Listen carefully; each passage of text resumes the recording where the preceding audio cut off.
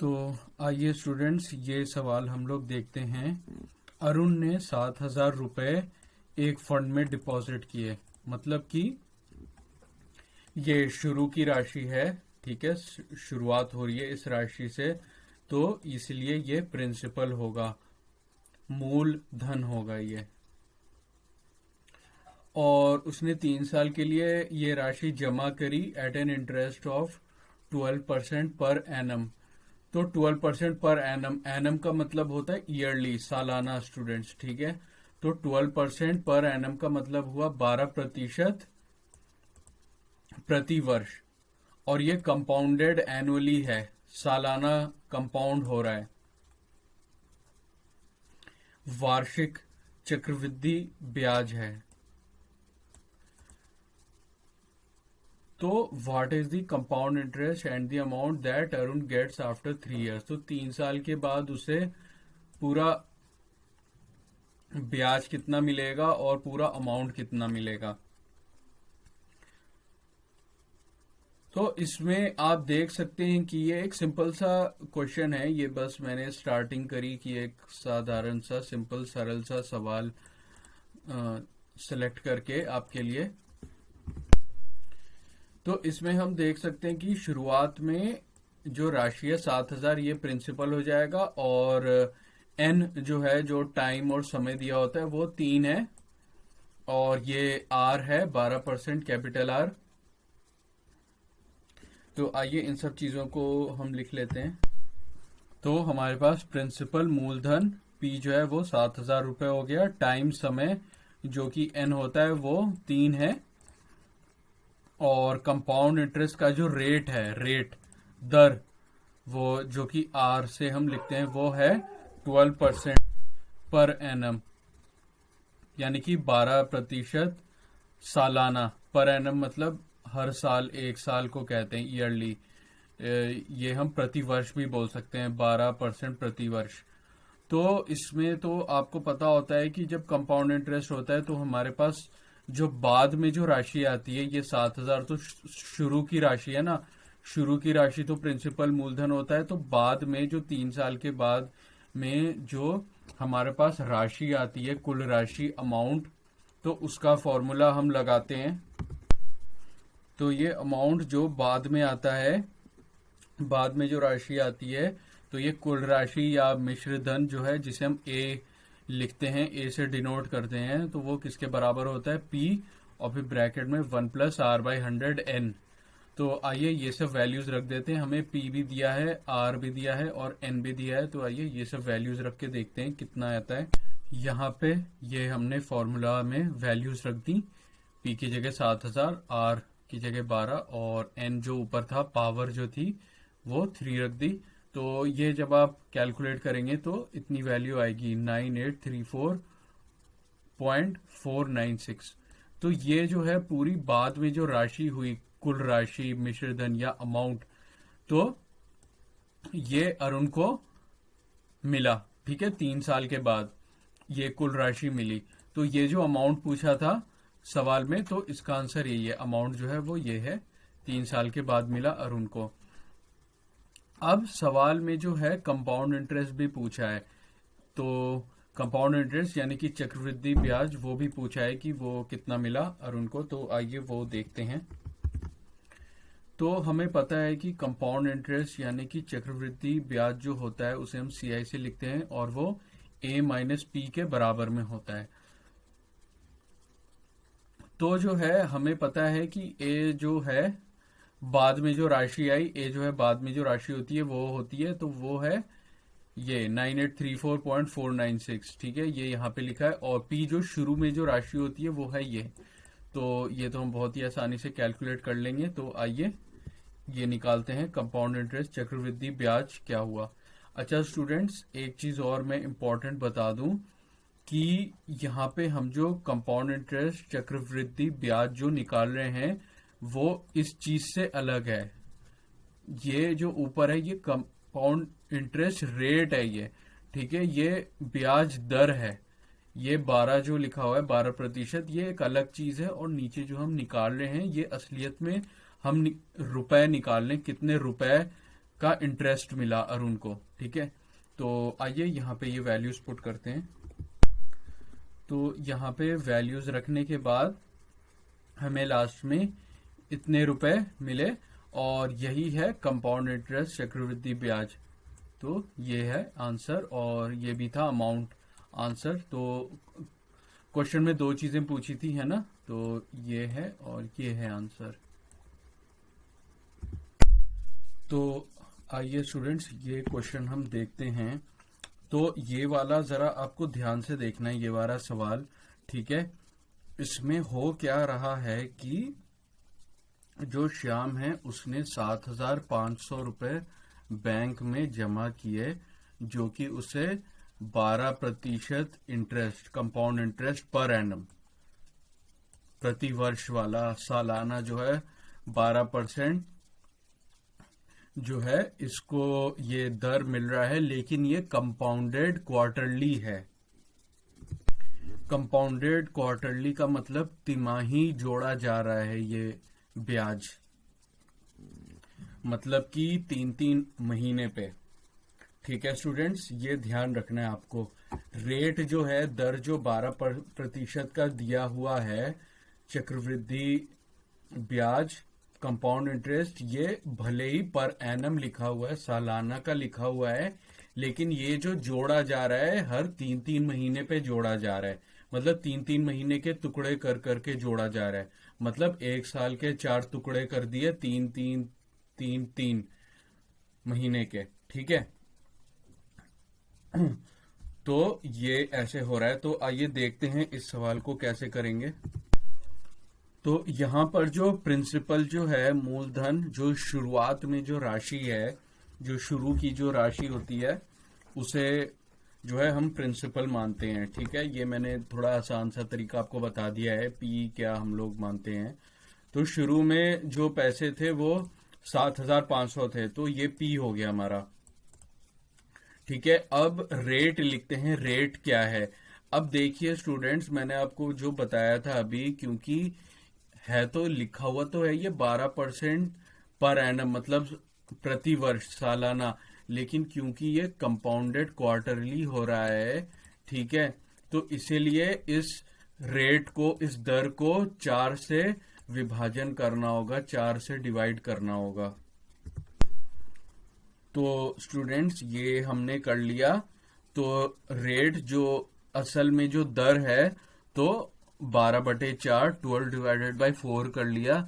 तो अब ये जो 3% आया ना स्टूडेंट्स, ये अब क्वार्टरली, तिमाही हो रहा है ये रेट। ठीक है, तिमाही दर जो है वो इतना हो गया 3%, यानी कि क्वार्टरली रेट 3% हो गया। तो ये अब हमारे पास आर आ गया। अब एन देखते हैं, एन क्या होगा। अब आइए यहाँ पे नीचे एन की बात देखते हैं। तो एक क्वार्टर में 3 महीने होते हैं स्टूडेंट्स। ठीक है, जब पूरे साल को 1/4 में हम वो कर देते हैं, विभाजन कर देते हैं, मतलब 4 टुकड़े कर देते हैं एक साल के, तो 3 महीना, 3 महीना, 3 महीना, 3 महीना ऐसे करके आता है ना। तो वही वो जो एक टुकड़ा जो है वही 3 महीने का हुआ ना। तो इसीलिए, और हम क्वार्टर कर क्यों रहे? क्योंकि सवाल ही में दिया है स्टूडेंट्स, क्वार्टरली, कंपाउंडेड क्वार्टरली हो रहा है, तिमाही रूप से जो है ये चक्रवृद्धि ब्याज लग रहा है, तिमाही रूप से, मतलब 3 महीने पे। तो ये तो हो गया एक क्वार्टर की बात, ठीक है, कि 3 मंथ को एक क्वार्टर कहते हैं। तो लेकिन जो सवाल में जो 9 मंथ्स दिए हैं, तो इसमें अब कितने सारे क्वार्टर हो गए? तो 9 divided by 3 is equal to 3, तो 3 क्वार्टर हो गए। 9 मंथ्स में 3 क्वार्टर हो गए, तो एन जो है हमारा 3 हो गया। ठीक है स्टूडेंट्स, एन जो है 3 हो गया। अब हमारे पास पी भी है, आर भी है और एन भी है, 3 चीजें हैं। तो अब हम आराम से कंपाउंड इंटरेस्ट का फॉर्मूला लगा सकते हैं। तो यहाँ पे हमने अमाउंट का फॉर्मूला लिख दिया, पी ब्रैकेट में 1 + R/100n। अब स्टूडेंट्स मैं आपको वही बार बार बता रहा हूं, क्योंकि क्वेश्चन में ही क्वार्टरली दिया था ना, तिमाही दिया था ना, तो आपको वो तिमाही वाली वैल्यूज ही रखनी होंगी जो हमने कैलकुलेट करी हैं। जैसे कि आर की जगह 3 रखना होगा, 12 नहीं रखना होगा, 12 नहीं रखना होगा, 3 रखना होगा आर की जगह। और एन जो है वही जो तिमाही रूप से जो हमने निकाला था, तो N3 आया था, वो रखना होगा, 9 नहीं रखना होगा। ठीक है स्टूडेंट्स, तो आइए ये सब वैल्यूज हम लोग रखते हैं। तो हमने ये सब जो वैल्यूज रखी P की जगह, तो आराम से आ गया 7,500 रुपए। ठीक है, और R की जगह ये तिमाही वाली जो वैल्यू है दर, वो हमें रखना है, 3 रख दिया।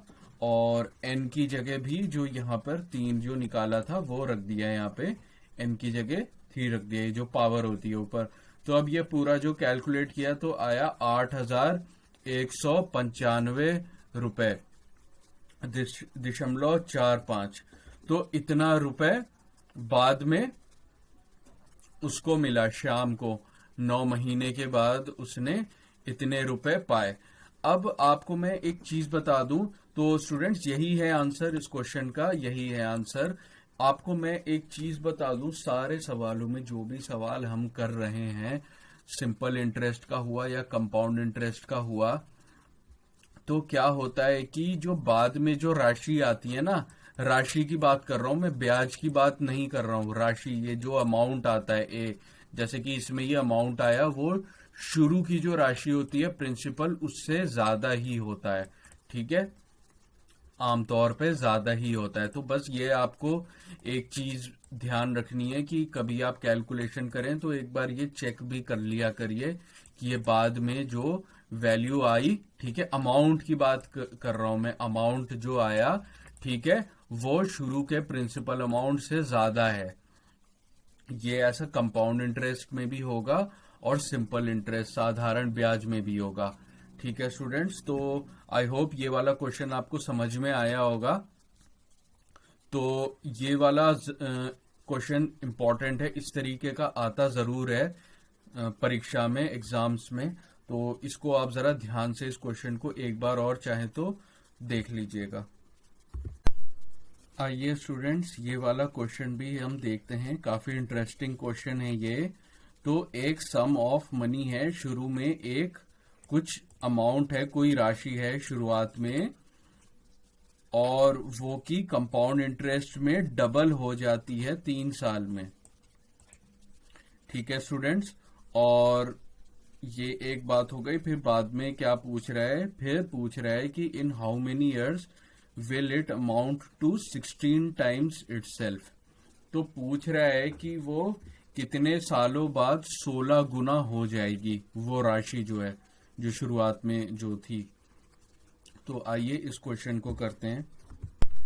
तो आइए, ये जो शुरू में जो इतनी बात लिखी है, पहला वाक्य, पहला सेंटेंस जो लिखा है, a sum of money placed at compound interest doubles itself in 3 years।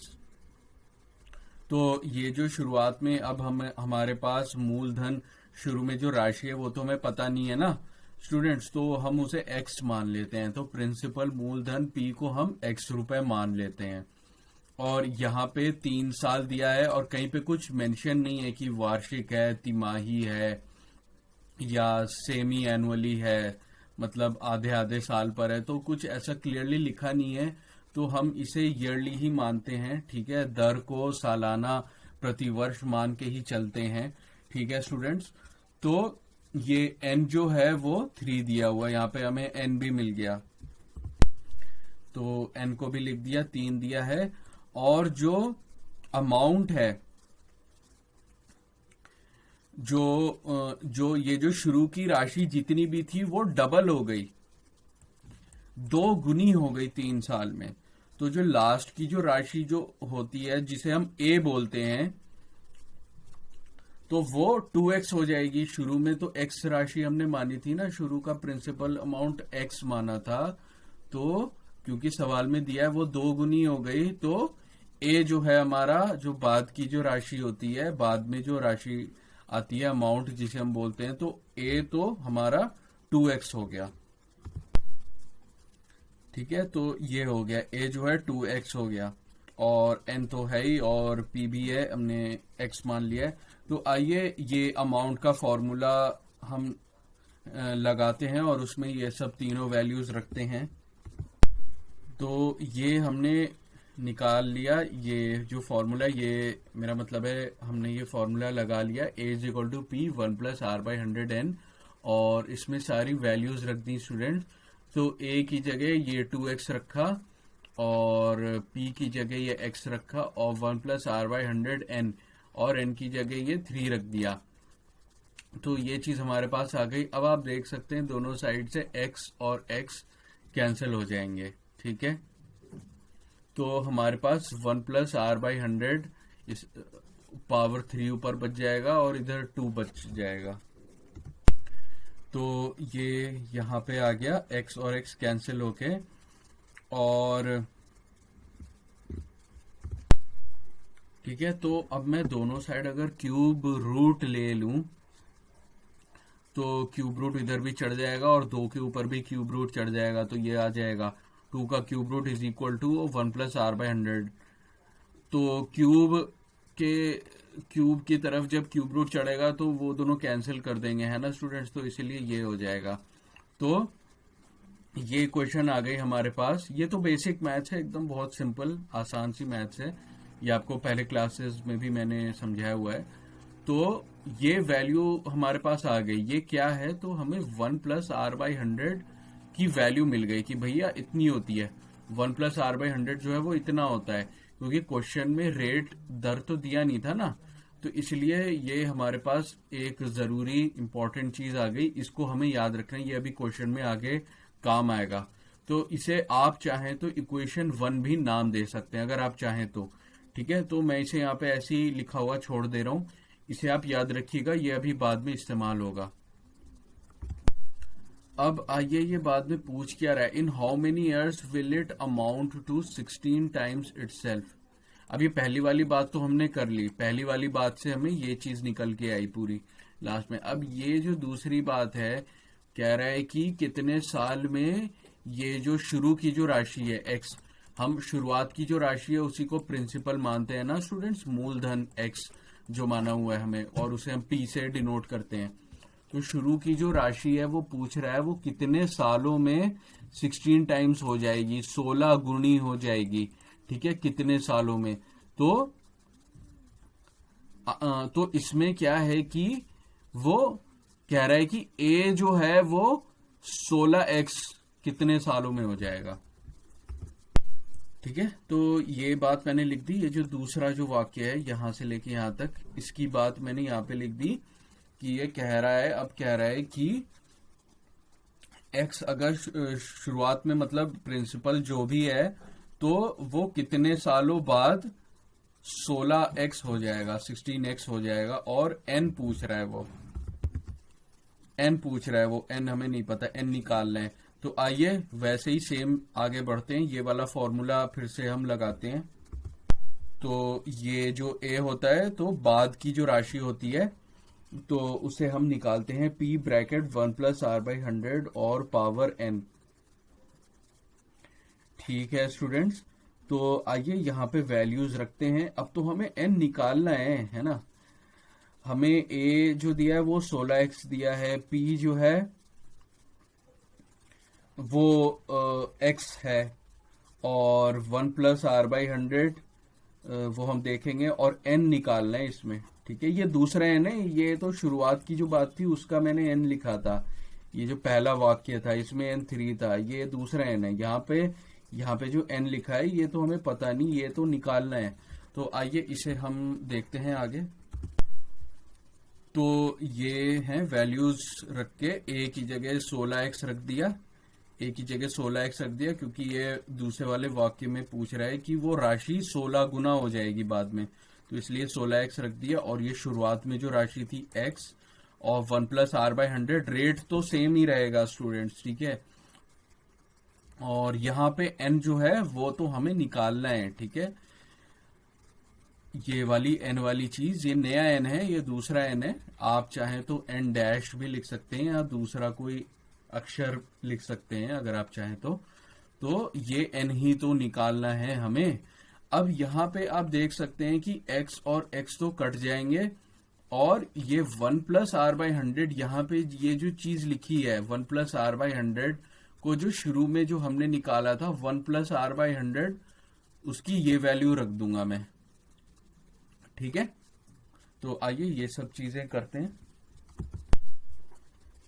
तो हमारे पास ये इक्वेशन आ गई। तो x और x तो कट गए, कैंसिल हो गए, तो x तो अब बाहर हो जाएगा सीन से, और ब्रैकेट में 1 प्लस आर बाई 100 है। तो सिर्फ इस 1 प्लस आर बाई 100 को, n तो वैसे का वैसे आ ही गया, ऊपर का ऊपर करके आ गया। तो ये जो अंदर में जो 1 प्लस आर बाई 100 था, इसकी जगह मैंने क्यूब रूट ऑफ 2 लिख दिया। ठीक है, ये आपको कैलकुलेट नहीं करना है क्यूब रूट ऑफ 2, ये हम आगे देखेंगे, ये तो अच्छे से हम सॉल्व कर लेंगे।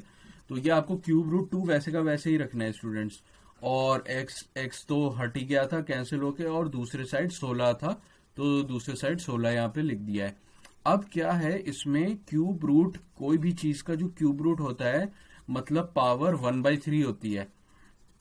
ठीक है, तो 2 को 2 की पावर में 1/3 भी लिख सकता हूं। ठीक है स्टूडेंट्स, और जब 1/3 n से गुणा होगी, मल्टीप्लाई हो गई, तो n/3 हो जाएगी। तो ये पूरी चीज दाएं साइड की जो पूरी चीज है, दाएं साइड की पूरी चीज क्या हो जाएगी, 2 की पावर n/3 हो जाएगी। ठीक है, तो ये हो गया 2 की पावर n/3 हो गया। और 16 जो होता है स्टूडेंट्स 2 की पावर 4 होता है। तो आइए इसे हम 2 की पावर 4 लिख देते हैं। यहाँ पे आ गया 2 to the power 4, left side by side, और राइट साइड तो वही 2 की पावर n/3। अब स्टूडेंट जब ऐसा हो जाता है, ऐसा इक्वेशन में हो जाता है, जब दोनों साइड बेस बराबर हों और पावर अलग अलग हो, तो हम पावर को इक्वेट कर सकते हैं। ठीक है, तो अब अगली इसे हम अगर आगे सॉल्व करेंगे तो अब क्या हो जाएगा, इस साइड पावर थी 4 जो कि बराबर हो जाएगी n/3 के, और 2 और 2 कैंसिल हो जाएंगे, मतलब 2 और 2 बराबर थे ना, इसीलिए हम पावर को भी बराबर लिख सकते हैं। तो अगले स्टेप में क्या हो जाएगा, 4 बराबर n/3, ये हो गया 4 बराबर n/3। तो यहां से निकल के आया n बराबर 12, n इज इक्वल टू 12। तो यही है इस क्वेश्चन का आंसर। तो 12 सालों में जो शुरुआत में जो धनराशि थी वो 16 गुना हो जाएगी। यही तो हम निकाल रहे थे n, इसीलिए तो हम ये सब कर रहे थे। तो यही जो इस क्वेश्चन में जो पूछा था, in how many years will it amount to 16 times, 16 गुना कितने सालों में हो जाएगी, तो 12 सालों में।